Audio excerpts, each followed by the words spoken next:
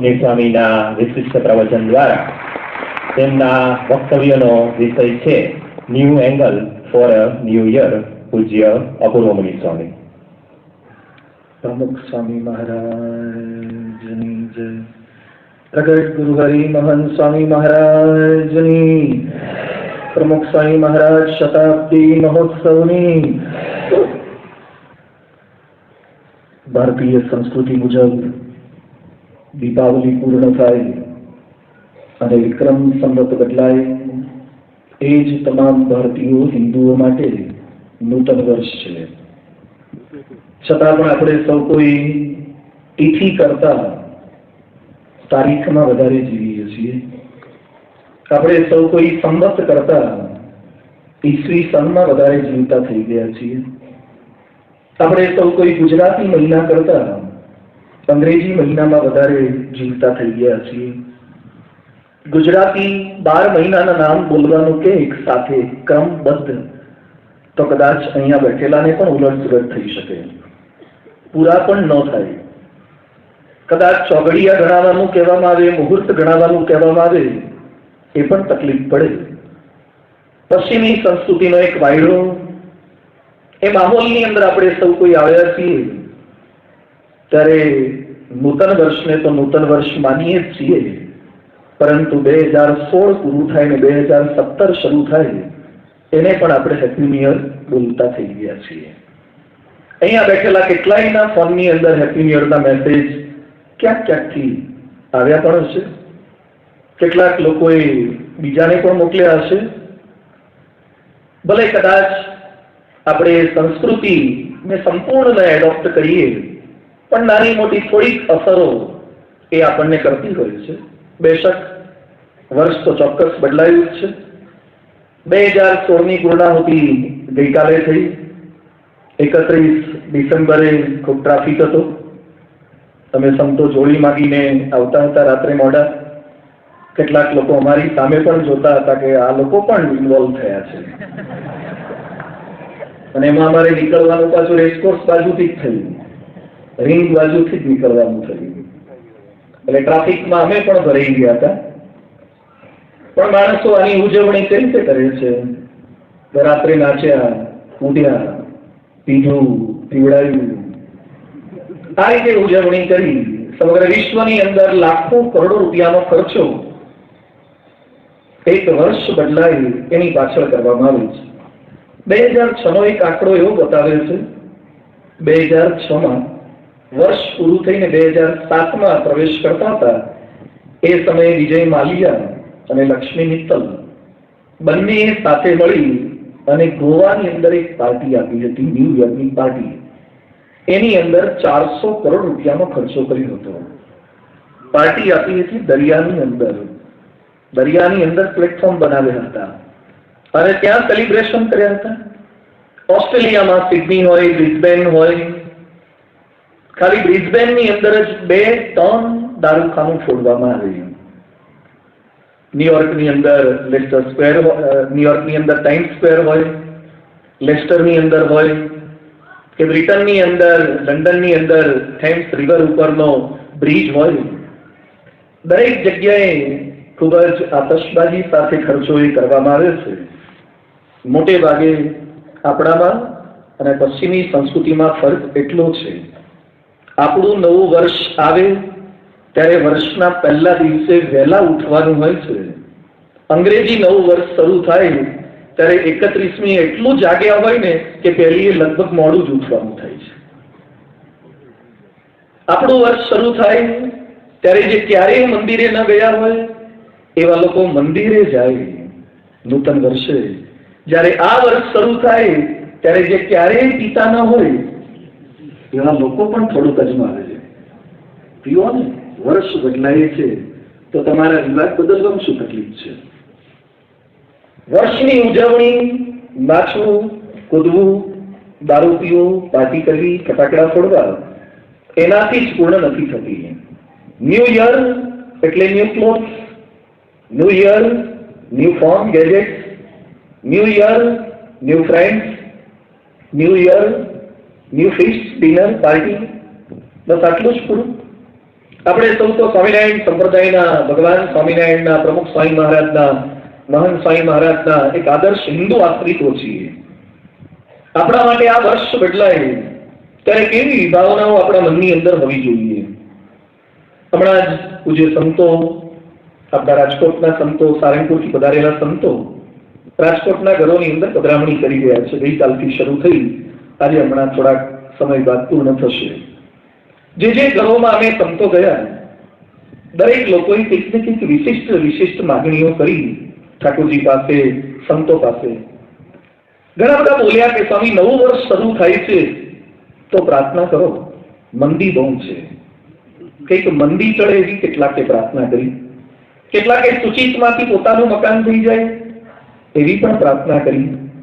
કેટલાકને હજી 28-30 વર્ષે સગાઈ નથી થતી, એટલે એ લોકોએ પૂછ્યું કે સ્વામી, તમારી પાસે બાયોડેટા હોય તો કંઈક અમને બતાવજો, મેરેજ બ્યુરો માટે કંઈક થતું હોય તો, એવી પણ પ્રાર્થના થઈ.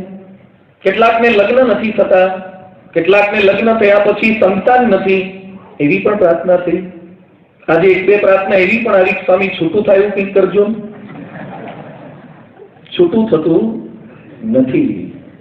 પ્રાર્થના તો બધે કામ લાગે, ભેગા કરવામાં કામ લાગે ને છૂટા કરવામાં કામ લાગે છે. કારણ કે પ્રશ્ન હોય તો પછી છૂટું તો પડવું પડે. ક્યાંક સંતાન નથી, ક્યાંક સંતાનની નોકરીના પ્રશ્ન છે, ક્યાંક ઘરની અંદર કુસમ છે. આ પ્રશ્નો ટળે તો નવું વર્ષ સારું જાય એવું બધા માને છે. પણ પ્રશ્નો ટાળવા માટે મારે કંઈક કરવાનું છે એવું લગભગ કોઈ માનતા નથી.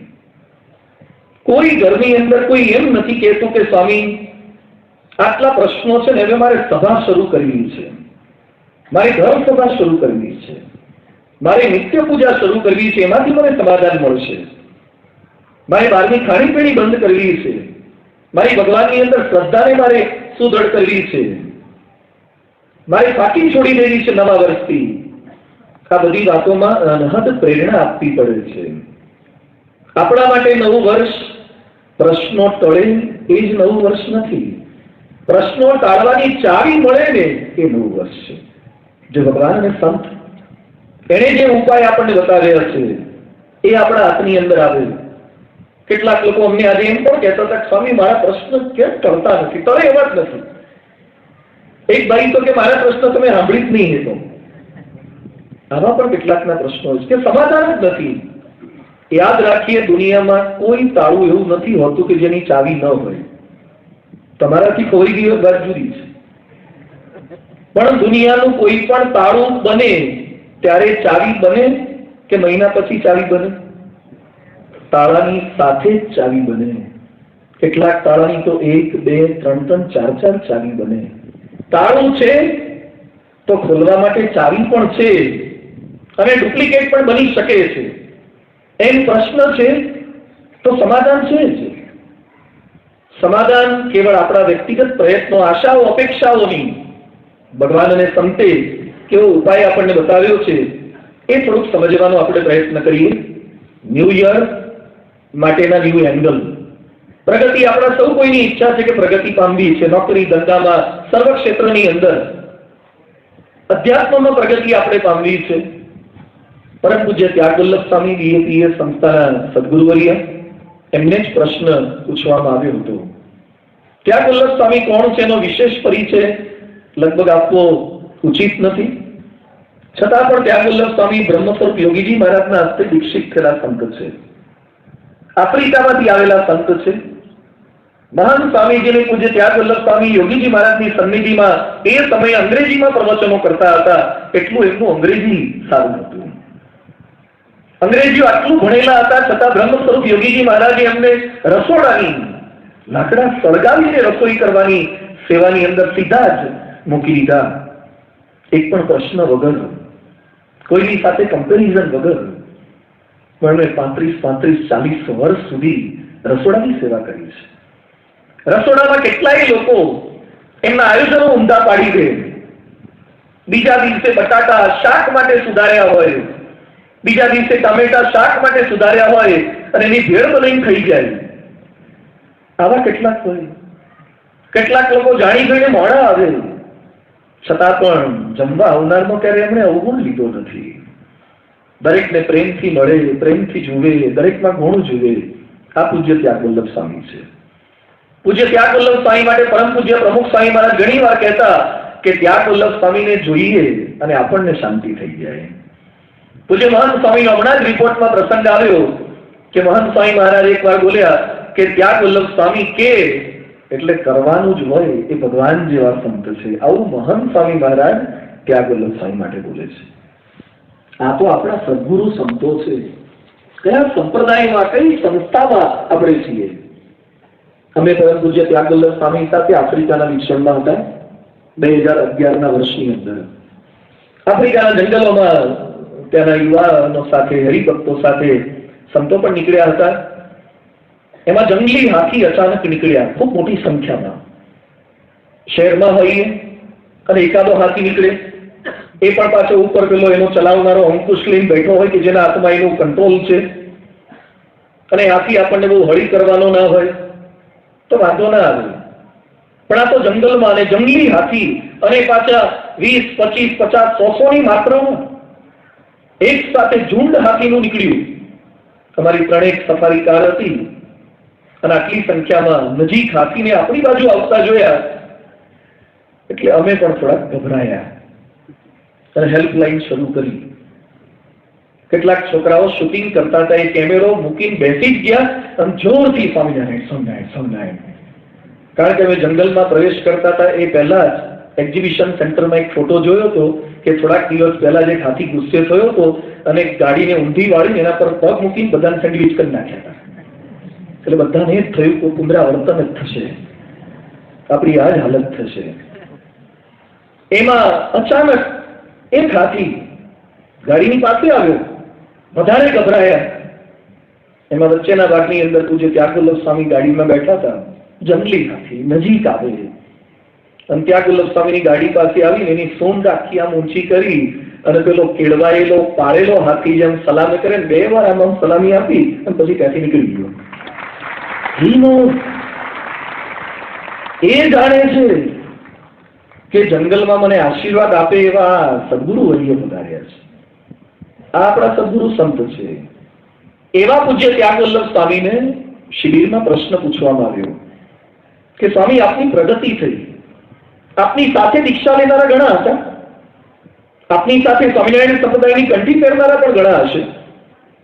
આપને જેમ ઈષ્ટદેવ ભગવાન સ્વામિનારાયણ છે અને ગુરુ યોગીજી મહારાજ છે, પ્રમુખ સ્વામી મહારાજ છે, એમ માનનારા લાખો આશ્રિતો છે. છતાં તમને જોઈ અને ગુરુને ઠંડક થાય છે અને અમને જોઈને ઘણી વાર ગુરુને ટેન્શન થાય છે. શા માટે અમારી પ્રગતિ નથી થતી? આપની પ્રગતિ છે એનું રહસ્ય શું છે? નવા વર્ષે પૂજ્ય ત્યાગવલ્લભ સ્વામી જે ઉપાય બતાવ્યો છે ને એ થોડોક વિચારવા જેવો છે. પૂજ્ય ત્યાગવલ્લભ સ્વામી એવું બોલ્યા કે પહેલેથી મેં 3 વાત નજર સમક્ષ રાખી હતી. આગળ વધવા માટે પહેલી વાત છે પોતા સામે જોવું, મારી સામે જોવું. બીજી વાત છે જે આગળ વધેલા છે એની સામે હું સતત જોતો હતો. અને ત્રીજી વાત ભગવાન અને સત્પુરુષ સામે જોવું. માણસ માત્ર આગળ વધવા માટે જેને તેને જુએ છે. કેટલાય લોકો જે સફળ થયેલા છે એના પુસ્તકો વાંચે છે. કેટલાય લોકો યુવાનો પોતાના ઘરની અંદર સફળ થયેલા ક્રિકેટર, ફૂટબોલ રમનારા, બાસ્કેટબોલ રમનારા એના ફોટોગ્રાફ પોતાના બેડરૂમની અંદર, ડ્રોઈંગ રૂમની અંદર લગાવે છે. આગળ વધવા માટે કોઈકને તો માણસો જુએ છે, એને અનુસરે પણ છે. આજે આપણે થોડુંક શીખીએ. પરમ પૂજ્ય ત્યાગવલ્લભ સ્વામીએ એવો અભિગમ આપણને દર્શાવ્યો છે. આગળ વધવા માટે કેવળ પ્રાર્થના નહીં, કેવળ આશાઓ અપેક્ષાઓ નહીં, કેવળ બધું જ ભગવાન પર છોડી દઈએ એવું પણ નહીં. આપણે શું કરી શકીએ?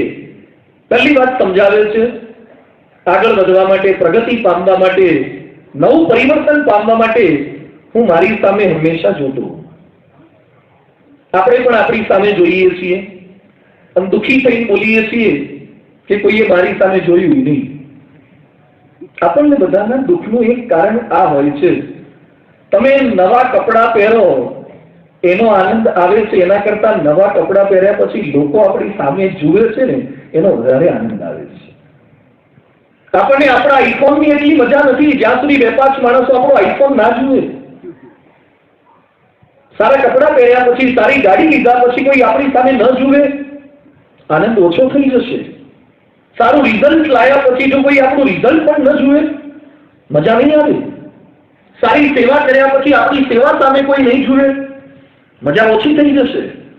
મંદિરમાં પૈસા આપ્યા પછી, ડોનેશન આપ્યા પછી, જોડીમાં દરવાજો લખાવ્યા પછી જો 2-5 જણા કે સંતો આપણી સામે નહીં જુએ તો સમર્પણની પણ મજા મરી જશે.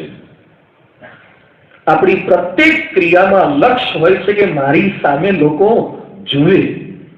અને ક્યારેક ક્યારેક તો બોલીએ પણ છીએ કે અમારી સામે જોયું નહીં, મા બાપે ના જોયું, અમને કાઢી મૂક્યા, એકલા કાઢી મૂક્યા, અમારી જાતે મહેનતથી ઊભું કર્યું છે, બાપે ના જોયું. કેટલાક કહે છે મિત્રોએ ના જોયું, પત્નીએ ના જોયું, પતિએ ના જોયું. અને કેટલાક તો એવું પણ બોલી જાય છે કે ભગવાને જોયું નહીં. ઘણા હરિભક્તો ક્યારેક એવું પણ બોલે છે કે ભગવાને સ્વામી અમારી સામે નથી જોતા. એક વડીલ થોડાક દિવસ પહેલા મળ્યા હતા, મારી આગળ એમની આપ વીતી રજૂ કરતા હતા, ગળાપો ઠલાવતા હતા. મને કે હું નાનો હતો, સાવ નાનો, હજુ તો હું સમજુ કે આ મારા બાપ કહેવાય કે માં કહેવાય, એ પહેલા મારા બાપને ભગવાને પૃથ્વી પરથી લઈ લીધા. અને અત્યારે જે દીકરો છે જેને મેં મોટો કર્યો એ મારી સામે જોતો નથી. ભગવાન મારી સાથે આવો અન્યાય કેમ કરે છે? મને કે એમને શું ઉતાવળ હતી પૃથ્વી પરથી મારા બાપને લઈ લેવાની? મને થોડોક મોટો તો થવા દો. મારા નામની પાછળ જેનું નામ લખવાનું છે એનું મોઢું તો મને એકવાર જોવા દો. અને પ્રશ્ન યાદગી લાગે આપણને. એને પણ બળાપો હતો કે ભગવાને મારી સામે ન જોયું, મને દુઃખી કર્યો. જ્યારે જ્યારે આપણને એમ રહેશે કે મારી સામે જોવું જોઈએ એવા લોકો નથી જોતા, અને જેને મારા પર તો દયાની નજર કરવી જોઈએ એવા પરમાત્મા પણ નથી જોતા, ત્યારે દુઃખી થવાશે અને પ્રગતિ નહીં થાય. પહેલો વિચાર છે મારી સામે જોવું એટલે આપણા દોષો, આપણી ખામી, આપણી ત્રુટિ, એની સામે જોવું. આપણે જોઈએ છીએ કે હું રૂપવાન છું, આપણે જોઈએ છીએ કે હું બળવાન છું, હું ધનવાન છું, હું બુદ્ધિમાન છું, શક્તિમાન છું. આ બધા સામે આપણે જોઈએ. અરીસામાં જોયા પછી મલકાઈએ પણ છીએ. આપણી સામે અરીસામાં જોયા પછી આપણે મલકાઈએ પણ છીએ. પણ આટલું જ મારી સામે જોવું એ નથી. હું જે નથી એની સામે જોવું ને એ મારી સામે જોયા બરાબર છે. આપણે બધા જ આઈસબર્ગ જેવા છીએ. ક્યારેક ક્યારેક આઈસબર્ગમાં ઉપર થોડોક બરફ દેખાય છે અને નીચે જાજો બરફ હોય છે. કેટલાક આપણને ભક્ત તરીકે માને છે, સારા માને છે, પણ આપણો નીચેનો પોર્શન જોવે તો એ ક્યાં બતાવવા જેવો હોય છે. આપણા અંદરના સ્વભાવ, આપણા દોષો, પ્રકૃતિ એ આઈસબર્ગ જેવી છે. એ બધાની વચ્ચે આપણે આપણી સામે જોઈએ. આપણે જેટલા સુંદર છીએ એના કરતા આપણામાં કદરૂપપણું શું છે એની સામે જોવું તો નૂતન વર્ષ આવશે, તો સુધારો થશે. ખોટિયા પટકરની વાતો સંપ્રદાયમાં અજાણી નથી. જાણેલું છે, અપનાવેલું આપણે લગભગ નથી. ઘણા બધા આપણે દુઃખી છીએ જૂના વર્ષમાં કે નવા વર્ષમાં આપણા ક્રોધથી. આપણા ક્રોધથી આપણને પણ તકલીફ થાય છે. આપણા ક્રોધથી આપણા પત્નીને, સંતાનોને તકલીફ થાય છે. આપણા ક્રોધથી જ્યાં કામ કરીએ છીએ મિત્ર વર્તુળમાં પણ ક્યાંક પ્રશ્ન થાય છે. પણ ક્રોધ ટાળવા માટે મોતિયા પડકરે પોતાની સામે જોયું. કેવો ક્રોધ!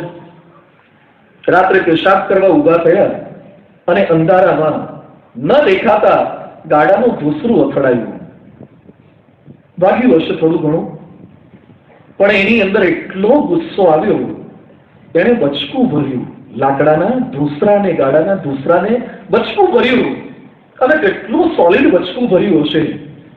એના 2 દાંત પડી ગયા. ધૂસરાને તો શું થયું હશે લગભગ ફોટોગ્રાફીમાં નોંધાવ્યું નથી, પણ એના 2 દાંત પડી ગયા.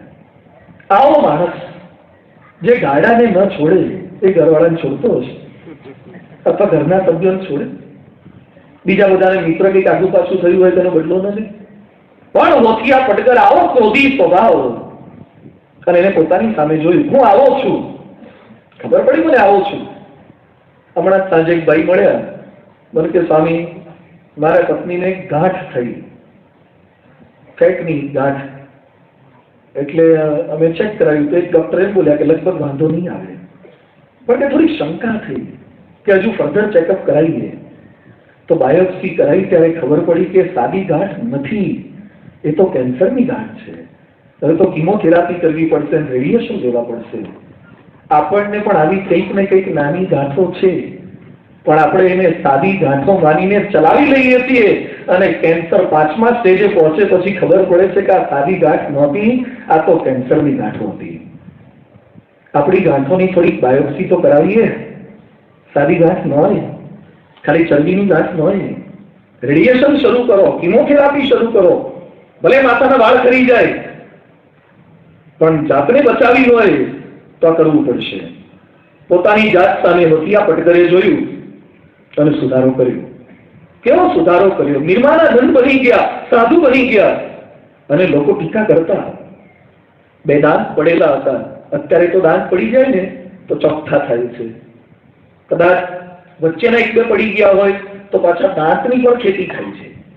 નવા દાંતને ઉગાડી શકાય છે અને ખબર પણ ન પડે લોકોને કે અમને નવા ફિટ કર્યા છે દૂરથી. તો આવું સરસ થાય છે. એ સમયે હવે ટેકનોલોજી નહોતી એટલે એમના આગલા 2 દાંત પડેલા જ લાગે બધા. એટલે સાધુ થયા પછી પણ કેટલાક લોકો એમને હળી કરવા પૂછતા કે સ્વામી સ્વામી તમારા 2 દાંત ક્યાં ગયા? કેટલાક લોકો પૂછે. અને નિર્માનંદ સ્વામી બોલતા હતા કે આ તો ભગવાન સ્વામિનારાયણની કૃપાથી હું નિર્માનંદ બની ગયો. પેલા હોઠીઓ તો તાર મળ્યા હોત તો બતાવે કે 2 દાંત ક્યાં ગયા. તારા 2 ની 20 જતા રહે. આવો એમનો ક્રોધ હતો, પણ નિર્માનાનંદ થઈ ગયા. ક્રોધ ટળી શકે. પોતાની સામે જોયું, પોતાના ક્રોધ સામે જોયું, પોતાના સ્વભાવ સામે જોયું. રઘુવીરજી મહારાજ ગુણાતીતાનંદ સ્વામી પેંડો હાથમાં લઈને પકડી રાખે. સ્વામી કહે છે ખાઈશમાં ખાઈશમાં 500 પરમહંસો ઘણું ચાલે છે. આપણને પેંડો હાથમાં આવે તો ખાઈ જા, જલ્દી ખાઈ જા. કોઈ જોવે પેલા ખાઈ જા, કોઈ ભાગ પડાવે એ પેલા ખાઈ જા, કોઈને ખબર પડી ના જાય કે ડુંગળી લસણ વાળું ખાય છે એ પેલા ખાઈ જા. રોડ પરથી સંતોની ગાડી નીકળે એ પેલા પાણીપુરી ખાઈ જા. હા, આપણા મનમાં અનુસંધાન હોય છે. ગુણાતીતાનંદ સ્વામી કહે છે કે ખાઈશમાં ખાઈશમાં 500 પરમહંસો ઘણું ચાલે છે. અને રઘુવીરજી મહારાજ કહે છે સ્વામી આપ આટલા બધા ઊંડા ઉતરો છો, ત્યાગી થયા પછી આપ તો અનાસક્ત છો, આપને ક્યાંય આસક્તિ નથી, છતાં આટલો સૂક્ષ્મ વિચાર કરો છો. અને અમારે તો રોજ આની વચ્ચે રહેવાનું, ફમતાઓ બકીઓ લીધા કરે, અમારી સ્થિતિ ક્યારે થશે? રઘુવીરજી મહારાજે પોતાની સામે જોયું. આચાર્ય છું, લોકો મને પગે લાગે છે. અને એ સમયે આચાર્યનો કડક, એ સમયે આચાર્યની માંગ મોટપ, એ સમયે આચાર્યને સન્માન શું મળતું હતું? સાધુઓ આચાર્યને દંડવત કરતા હતા, નિષ્કપટ થતા હતા. એ આચાર્યની ગરિમા હતી એ સમયના. એવા આચાર્ય રઘુવીરજી મહારાજ ઊંડા ઉતર્યા, જેના માટે ગુણાતીતાનંદ સ્વામી બોલે છે કે 2 દેશમાં રઘુવીરજી જેવો કોઈ આચાર્ય થયો નથી. આવી મોટપ તો એમને મળી ચૂકી હતી, છતાં રઘુવીરજી મહારાજે પોતાની સામે જોયું અને કહે છે કે સ્વામી મારે સુધરવું છે. આચાર્ય થયા પછી સુધારો બાકી રહે? તમે લોકોના સુધારા કરો, છતાં પોતાની સામે જોયું સ્વામી મારે સુધરવું છે. સ્વામી કે તમારી તૈયારી હોય પોતાની જાત સામે જોવાની, તમે જૂનાગઢમાં ફેક્ટરી ખોલી છે સુધારવાની, આવી જાઓ તીર્થવાસી થઈને. અને સ્વામીએ સુધારો કરી બતાવ્યો. તો જે ત્યાગવલ્લભ સ્વામી પહેલી વાત આપણને નવા વર્ષ માટે, નવા પરિવર્તન માટે શીખવી રહ્યા છે. પોતાની જાત સામે જોઈએ. સત્સંગ થયા પહેલા આપણા વાણી વર્તન વિચારો કેવા હતા? સત્સંગમાં આવ્યા પહેલા આપણે કેવું કેવું ખાતા હતા? હવે આપણામાં ખાણીપીણીમાં સુધારો થયો? સત્સંગ થયા પહેલા આપણા મોઢામાંથી કયા એબીસીડીના શ્લોકો નીકળતા હતા? હવે સત્સંગ થયા પછી આપણા મોઢામાંથી કયા પ્રકારની વાણી નીકળે છે? સત્સંગ થયા પહેલા કોઈ આપણા માટે સહેજ ખરાબ બોલે અને આપણે કેવો બદલો વાળતા હતા? સત્સંગ થયા પછી કોઈ આપણા માટે બોલે તેનો પ્રતિભાવ આપણે કેવો વાળતા થયા? પોતાની સામે જોવું એ નવો અભિગમ છે નવા વર્ષ માટે. બીજી વાત પરમ પૂજ્ય ત્યાગવલ્લભ સ્વામીએ જણાવી, આગળ વધેલા સામે જોવું. માણસ માત્ર બીજા બધા સામે સતત જુએ છે, સારું જોવાનો પ્રયત્ન કરે છે. આપણે ક્યાંક ખરીદી કરવા જઈએ બજારમાં કે શાકભાજી લેવા માટે એક સામાન્ય શાકભાજી જેવી વસ્તુ 5, 10, 25, 50 રૂપિયાનું શાકભાજી, છતાં પણ એમાં પણ ખરાબ નથી આવી જતું ને, એ બધા જ જુએ છે, ફેરવીને જુએ શાકભાજી. 25, 50 રૂપિયાનું શાકભાજી, એમાં પણ ડાઘ વાળું કે ઈયળ વાળું ના આવે એની આટલી ચિંતા રાખીએ છીએ. એમાંથી સારું હોય લઈ લઈએ છીએ, અને ખરાબ ભલે દુકાનદાર પાસે પડી રહ્યું, વેચશે જયારે વેચવું હોય ત્યારે આપણે કેટલા ટકા? આપણે તો સારું લઈ લઈએ એની પાસેથી. આ ભાવના આપણને ખરીદી માટે રહેશે, પરંતુ કોઈ વ્યક્તિ સાથે રહેતા હોઈએ એમાંથી સારા ગુણ લેવાનો વિચાર આવતો નથી. એમાં ખરાબ છે એને છોડી દઈએ અને જેટલું સારું છે એ લેવાનો પ્રયત્ન કરીએ. લૌકિક માર્ગમાં બધાનો વિચાર આવે. જાણીએ છીએ કે છૂટાછેડા ખૂબ થાય છે, જાણીએ છીએ. કેટલાયના છૂટાછેડાના તમે પણ સાક્ષી હશો, છતાં કેટલાય પોતાના દીકરાને પરણાવે જ છે. એને ખબર હોય છૂટાછેડા થાય જ છે, છતાં પણ એ પરણે અને પાછો બંધો એમ જ માને કે આપણે આવું નહીં થાય. કેટલો સવળો અભિગમ રાખે છે, કેટલો પોઝિટિવ એટીટ્યુડ છે. જાણીએ છીએ કે રોજ અકસ્માત થાય જ છે, કેટલાય મરી ગયા ગાડીના અકસ્માતની અંદર, છતાંય ગાડી લઈને નીકળે અને એમ જ માને કે જે એક્સિડન્ટમાં મરી ગયા એની સામે નહીં જોવાનું, જેટલા આગળ વધી ગયા છે એની સામે જોવાનું. છૂટાછેડા થયેલા સામે જોવે એ ક્યારેય કંકોત્રીઓ છપાઈ ના શકે. એ તો જેના ટકી ગયા છે એની સામે જોવે એ કંકોત્રીઓ છપાવે. જેના અકસ્માત થયા છે એની સામે જોવે એ ક્યારેય ઘરની બહાર ગાડીએ ના કાઢી શકે. પણ જે હેમખેમ પહોંચી જાય છે ડેસ્ટિનેશન સુધી એની સામે જોવે એ અકસ્માતની વચ્ચેથી પણ ગાડી કાઢતા શીખી જાય. જે સફળ થયા છે એની સામે જોવે. તો સત્સંગમાં જે પાછા જતા રહ્યા એની સામે શા માટે? કેટલાક આવતા બંધ થઈ ગયા એના સરવાળા માંડીએ છીએ, પણ જે નવા આવતા શરૂ થયા એનો સરવાળો ક્યારે માંડ્યો? આપણને ખબર પડી કે 1-2 જણા બંધ થઈ ગયા, એને આપણે એમ્પ્લીફાયરથી લોકો સુધી પહોંચાડીએ છીએ. પેલા આવતા હતા બંધ થઈ ગયા, પણ જે ઘણા નહોતા આવતા એ શરૂ થયા એનો આંકડો તો માંડો તમે. કેટલાક બગડી ગયા એનું બીજાને વાત કરો છો, પણ કેટલાક બગડેલા સુધરી ગયા એની વાત કરી ક્યારે બીજાને? જે આગળ વધ્યા છે એની સામે થોડીક નજર. કેવા આગળ વધ્યા? આપણા માટે તો એક આદર્શ સ્થાપી દીધો છે ગુરુ પરંપરાએ, સદગુરુ સંતો દ્વારા. પરંતુ જે ડોક્ટર સ્વામી જેવા સદગુરુ સંતો કેવા આગળ વધ્યા છે. હંમેશા બોલે સુધારાને કોઈ સરહદ નથી, પ્રગતિને કોઈ પૂર્ણ વિરામ નથી. અમેરિકાની વિદેશ યાત્રા દરમિયાન 2010માં તો જે ડોક્ટર સ્વામી સાથે અમે ટેમ્પા ફ્લોરિડામાં હતા. હું રિપોર્ટ લખતો હતો. રિપોર્ટ લખ્યા પછી જેની સાથે વિચરણમાં હોઈએ એવા સદગુરુ સંતને આપણે બતાવીએ, જેથી કરીને કંઈ એમને ઘટતું લાગતું હોય તો એ ઉમેરો પણ કરે, કંઈક પણ કરાવે, આપણને ખ્યાલ ન હોય, અભિગમ ન હોય, લખી નાખ્યું હોય તો. જે ડોક્ટર સ્વામી આખો રિપોર્ટ જોયા પછી બીજો જાજો ફેરફાર ન કર્યો, પણ એક જગ્યાએ એમને લાલ અંડરલાઈન કરી આપી. પછી રિપોર્ટ મારા ટેબલ પર કે ત્યાં મૂકેલો. મને સમજાયું નહીં. શબ્દ હતો સિદ્ધ દશા. સિદ્ધ દશા શબ્દ હતો. એટલે એમના પર એમને નીચે લીટી કરી. એટલે હું પૂછવા માટે જો સ્વામી આ સિદ્ધ દશા નીચે આપણે રેડ પેનથી અંડરલાઈન કરી છે તો મારે શું સમજવાનું? મને કે આ શબ્દ કાઢી નાખવાનો. મેં વાપર્યો તો એ રીતે કે પૂજ્ય ડોક્ટર સ્વામી સિદ્ધ દશાએ પહોંચેલા સંત છે, છતાં પણ એટલા નિર્માની છે, એટલો ભીડો બેઠે છે, એટલા મુમુક્ષુ છે, એટલા અંતરદ્રષ્ટિ વાળા છે. એટલે મને કે આ સિદ્ધ દશા શબ્દ મારા વિશેષણમાંથી કાઢી નાખો. તો આમાં કાઢવા જેવું શું છે? આપ એ સિદ્ધ દશાએ પહોંચેલા છો. હજારો સંતો ભક્તોના આપ રોલ મોડલ જેવા છો. કેટલાય લોકો આપની વાણીમાંથી જીવન પરિવર્તન કરી રહે છે.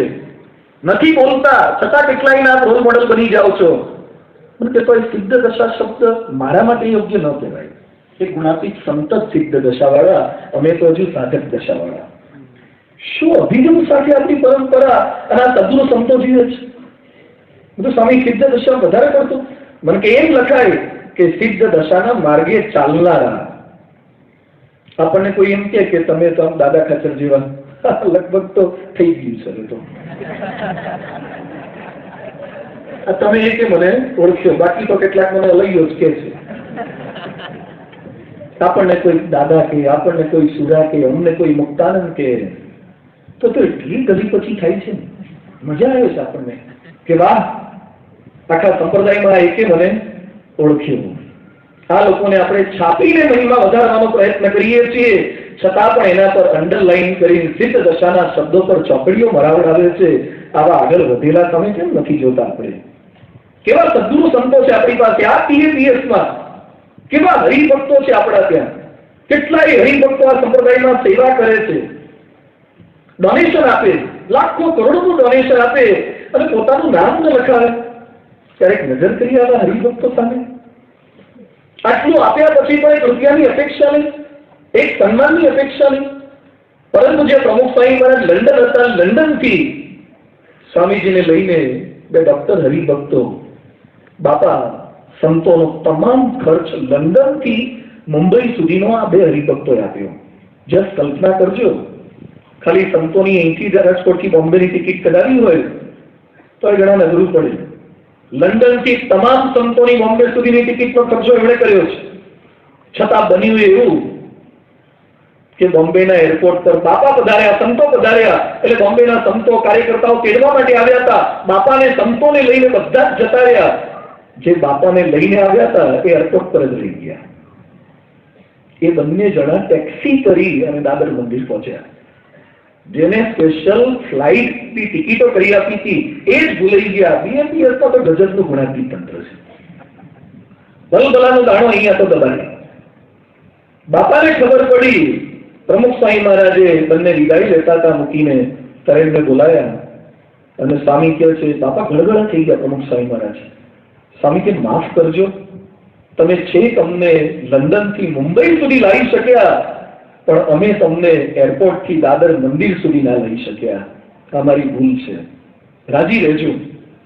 આ તો બાપાની બલવંતાઈ છે, આ મોટા પુરુષનું બીમારીપણું છે.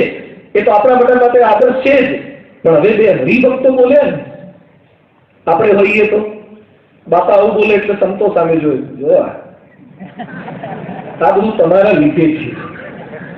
આ સંતોની ભૂલને લીધે આજે ગુરુને માફી માંગવી પડે. આ સંતોના આયોજન અજાવા હોય. લંડન જઈ કેટલાયને વાતો પણ કરે કે આવું થયું, આટલી સેવા કર્યા પછી અમારું નામ નહીં, અમને જ ભૂલી ગઈ. ટેક્સી કરીને આવવું પડે અને તારી પાછું ટેક્સીનું ભાડું ના આપ્યું. એ પૂછતા નથી ટેક્સીના કેટલા આપવા પડે, હવે અમે કરીએ. માફી કોઈ માંગતા નથી. બાપાને માફી માંગવી પડી. આવું વાતનું વટેસર કેટલાય આગળ કરીએ. આ બંને જણા બાપા આગળ રડવા લાગ્યા અને બાપાને કહે છે, બાપા અમને સત્સંગમાંથી 1-2 વર્ષ નથી થયા, અમે જૂના થઈ ગયા, હવે તો તમારા જંબુરિયા છીએ, તમે કાઢી મૂકો ને તો એમને ખોટું નહીં લાગે. આપે માફી ના માંગવાની. આટલી સેવા કર્યા પછી પણ એનું નામ ભૂલાઈ ગયું, છતાં એને ખોટું નથી લાગતું. આવા BAPS હરિભક્તો છે, એની સામે કેમ આપણે ન જોઈ શકીએ? અને જે આપણા જેવા હોય, કોચબુક લઈને ફરતા હોય, 500 રૂપિયા આપ્યો હોય, પાવતીઓ મંદિરે મંદિરે બતાવે ઉતારા માટે, એની સામે જોઈએ. જે આગળ વધ્યા છે કોઈ અપેક્ષા વગર, એની સામે નજર કરીએ તો નૂતન વર્ષ છે, તો પ્રગતિ છે. ત્રીજું આપણને શીખવે છે પૂજ્ય ત્યાગવલ્લભ સ્વામી, આગળ વધવા માટે સત્પુરુષ સામે નજર રાખવાની છે, ભગવાન અને સંત સામે. પ્રગતિ નથી થતી એનું એક કારણ એ છે કે આપણા રોલ મોડેલ જ ખોટા છે. જેને આપણા ઈષ્ટદેવ, આરાધ્ય દેવ માની લઈએ છીએ લૌકિક પ્રગતિ માટે, જેના જીવનમાં કોઈ ઠેકાણા ના હોય એને અગ્રેસર બનાવી દઈએ છીએ આપણા જીવનની દોરીના. એ ભૂલ છે. ભગવાન અને સંતને આપણા અગ્રેસર બનાવવાના છે. આ નવા વર્ષના 2017ના પ્રથમ દિવસે થોડીક પ્રેરણા આપણે એવા ભક્તોમાંથી પ્રાપ્ત કરીએ. એ લોકોએ ભગવાન અને સંતને કેવા નજર સમક્ષ રાખ્યા. એક વાત આપણને આ સંત શીખવાડે છે વાલિયાના જીવનમાંથી. આપણે બધા એમ માની બેઠા છીએ કે આપણા સાચા સગા પત્ની છે, દીકરાઓ છે, મા બાપ છે. ભગવાન અને સંત થોડા આપણા સાચા સગા આવે, એ ક્યાં ટાઈમે હાજર રહેવાના છે. વાલીઓ આવું જ માનતો હતો, આવું જ માની આખી જિંદગી ખોટા કામ કરતો હતો.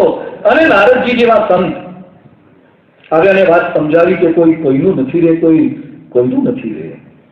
તારા સાચા સગા તો ભગવાન અને સંત છે. અને એને પ્રતીતિ આવી ગઈ અને છોડી દીધા, સગાવાલાને છોડી દીધા. વાલ્મીકી બની ગયો. 9 વર્ષ 2016માંથી 2017માં નારદજીએ 5-10 મિનિટના વાર્તાલાપમાં લઈ દીધું. આખું વર્ષ બદલી નાખ્યું. વર્ષ નહીં, જીવન બદલી નાખ્યું. વાલીઓ લોકોને મારી નાખતો હતો, એ વાલીઓ વાલ્મીકી ઋષિ બને અને 24,000 શ્લોકોનો રામાયણ લખે, જે રામાયણ પર સેંકડો લોકો પીએચડી કરે છે, જે રામાયણ પર વર્ષોથી કથાઓ ચાલે છે, જે માણસને મારતા અચકાતો નહોતો એ ક્રૌચ પક્ષીનો વધ જોવે અને દિલગીર થઈ જાય, રડી પડે અને શોકમ આગત એનો શોક એ શ્લોક સ્વરૂપે બહાર આવી ગયો અને એમાંથી રામાયણની રચના થઈ ગઈ. સંત આ કરી શકે છે. એની સામે જુઓ તમે, સંત શું કહે છે? એની સામે જુઓ કે સાચા સગા એ ભગવાન અને સંત છે તો નૂતન વર્ષ આવી જશે. બીજું આપણને ક્યાંક શંકા જાય કે આપણા દોષો સ્વભાવો છે તો ચોખ્ખા થવાશે કે નહીં, શુદ્ધ થવાશે કે નહીં, ત્યારે જેતલપુરની ગણિકા આપણને પ્રેરણા આપે છે. ગણિકા એટલે તો ઉલટા, જાણ સ્ત્રી, એના કરતા ખરાબ બીજું કોણ હોઈ શકે? એનો શોખ બની ગયો, ન કેવળ શોખ, એક આદત બની ગઈ, ન કેવળ આદત, એક વ્યવસાય બની ગયો. લોકોએ નહીં ટોકી હોય, લોકોએ નહીં રોકી હોય, લોકો એની ટીકા નહીં કરી હોય ગણિતાની. કેટલાય લોકો એના આબરૂના લીરે લીલા સમાજની અંદર વાતોથી નહીં ઉડાયા હોય. માણસ ખોટું કરતા સમાજની વીકે પણ ક્યાંક અટકે છે. આ સમાજની વીકે પણ અટક્યા વગર આખા સમાજની વચ્ચે ઉલટાનું કામ કરતી હતી, જેને જોઈને ગામ આખા ખબર પડી ગઈ કે આ નાથી લક્ષ્મી ગણિતા એ નિયમ, જેનો પડછાયો કોઈ પોતાના પર પડવા નહોતા દેતા, એ ગણિતાને કહ્યું કે ખરાબમાં ખરાબ છું, તમે માનો છો એના કરતા ખરાબ છું, પણ મને વિશ્વાસ છે કે મને સંપૂર્ણ સુધારી નાખે એવો સ્વામિનારાયણ ભગવાન છે. ભગવાન સામે જુઓ, આપણા જેવા જે મહેલા છે એની સામે શું જોવાનું? જે ચોખ્ખા છે, જે શુદ્ધ છે, જે આપણને શુદ્ધ કરે એવા છે, એની સામે એને જોયું અને ભગવાન સ્વામિનારાયણના વચને ગૌ દળ્યા અને સેવાથી શુદ્ધિકરણ થઈ ગયું. ગણિતા શીખવે છે કે જે મહેલા છે એની સામે ન જોવો, એ તો ટીકા જ કરશે. જે ચોખ્ખા છે એની સામે પણ બહુ ન જોવો, પણ જે ચોખ્ખા કરી શકવાની સામર્થ્ય ધરાવે છે ને એની સામે જોવો. કેટલાક ચોખ્ખા હોય, મુરજી બ્રહ્મચારી નિષ્કામી કરા, પણ બીજાને નિષ્કામી કરી શકે નહીં. કેટલાક હરિભક્તો ચોખ્ખા હોય, ચોખ્ખા લોકો પણ ધંધા લોકોની ટીકા કરનારા પણ હોય છે. આ તો ચોખ્ખા, ખાલી ચોખ્ખા નહીં, અનેકને ચોખ્ખા કરી નાખે એવા ભગવાન અને સંત છે. આ કાર્ય ભગવાન અને સંત કરે છે. એટલે જ આ બધા સંતો, બધા જ સંતો માયામાંથી આવ્યા, સમાજમાંથી આવ્યા, વિષયમાંથી આવ્યા, છતાં બધાને વિશ્વાસ છે કે ભગવું પ્રમુખ સ્વામીએ ઉધાર્યું છે તો શરીર તો ભગવું કર્યું છે, પણ એક દિવસ અંતર પણ ભગવું કરી નાખશે, વિશ્વાસ છે. એટલે જ અમેરિકાના સંતો, વિદેશની ભોગભૂમિમાં ઉછરેલા સાધુઓ આવા કલ્ચરમાંથી આવેલા પણ બાપાના વચને યાહોમ કરી દે છે.